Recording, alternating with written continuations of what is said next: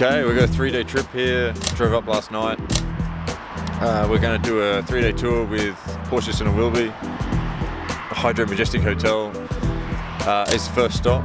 We're going to have some breakfast and hit the road in about half an hour. Some good cars here. A lot of GT3s, a few RSs, and a whole bunch of other Porsches. So it should be fun.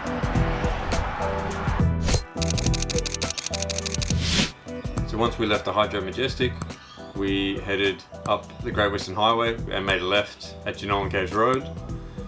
And this is when you start to leave, the humdrum, you start to have a bit of fun, get a taste of what's to come. So this next leg, about an hour and a half, 108 k's. So we're heading to Mayfield Gardens, which is this crazy oasis. So we went Genolan Caves Road, Hampton Road, Sodwalls Road, Mutton Falls Road, O'Connell Road, and onto Mayfield Road in Mayfield Gardens. This whole event was amazingly well catered.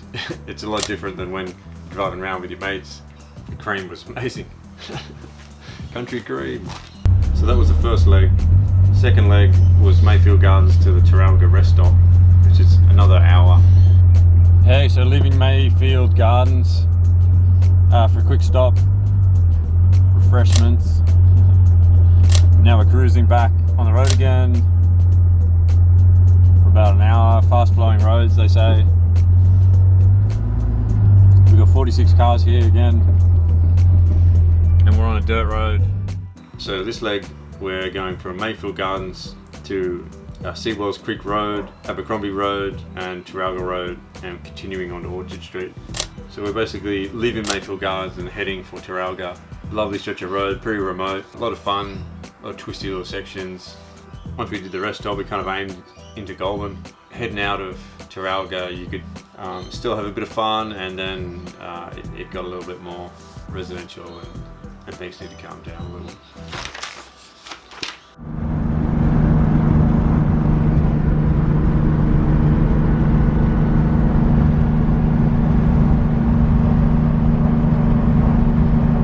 From the big marina, we're heading to Lake George Winery, and this was a run down the freeway, so it was a good little break and a chance to kind of see all the cars around you, because we could bunch up a little bit, where before you could kind of see 5 cars in front and see what was going on. And obviously there was just no one behind me. No one can keep up with the 73. Talking about the 73, how it went, it was a great little experience. The car ran beautifully. It's lightweight, keeps it in the ballpark with the non-motorsport Porsche GT cars.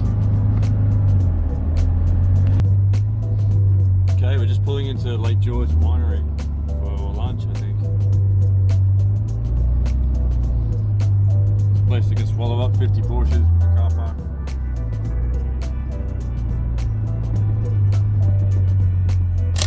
Just had a bit of a highway leg.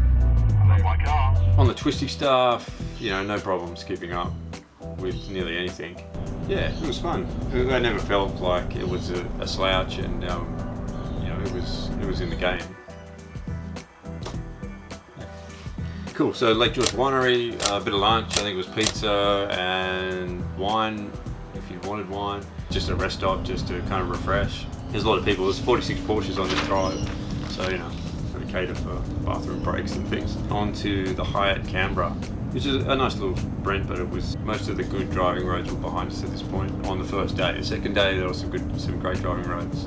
I had 2 little highlights. So it was the start of the first day and kind of the ending of the second day was really good. Yeah, the Park Hyatt in Canberra was a great little venue. The car park was really cool, and I shot the 73 and a few other cars at night downstairs in the car park. Just a really kind of well lit, nice looking car park. Not too shiny, not too gritty. It was just kind of a nice workable place. Lighting was cool, the markings on the floor were cool. Yeah, we got a chance. So this is going to be in issue 13. I don't know when you're going to watch this, but if you want to see that shoot. Okay, Friday morning, day 3 of the drive. We're checking out of the Hyatt in Canberra, and we're heading to Terralga and Marulan and the barn. We're going to get an awesome meal by the chef at Toyota. So we're trying to exit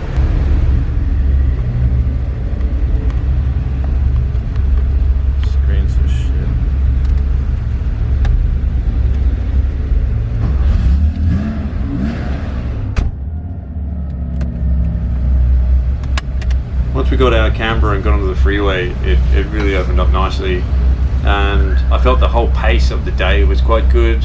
There was no craziness, but it was good. A nice pace drive.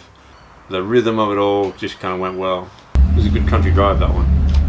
What I found about the car and the noise was, if you don't use your car all the time for that kind of driving, you forget how great it sounds up high, because you're just driving in traffic, or you're just trying to get somewhere. Maybe you're just doing some odd runabouts in the car, and you forget how amazing it sounds at like 6,000 RPM for like 2 hours.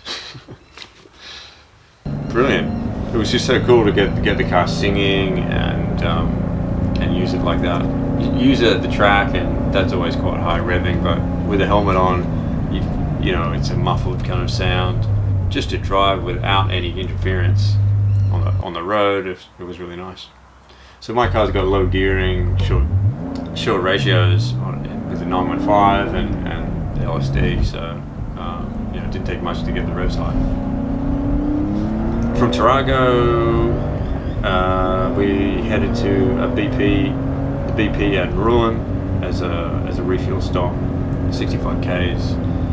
This was all pretty cool. Great driving up to the BP. Fun sweeping sections, and it was really picturesque. So we had the morning light, and just really cool to see all the cars together. That was the kind of cool bit. You were kind of driving, and then you'd look up, and we'd come over a crest, and you could see, like, you know, 30 Porsches or 20 Porsches wherever you were in the field, and just see them snaking down the road. It was really cool. And then from the BP, it was another hour drive, 56 minutes, 70 Ks down to Barn at Toyota. So it was pretty much a drive into fairly close to Bowral, and then out into the country a little bit to a country estate. A proper country meal in this lovely setting. It was like a horse stable barn. That was the scene that they created. Yeah, they made the food in one of the stables. It's not a stable, it's obviously a proper restaurant, but it's made to look like that. And it looks amazing. Really nicely designed place.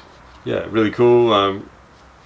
Great food, and dessert was served out in the field. So you'd walk out, the chef would make this crazy dessert with dry ice, and it was like a deconstructed pavlova, which was cool.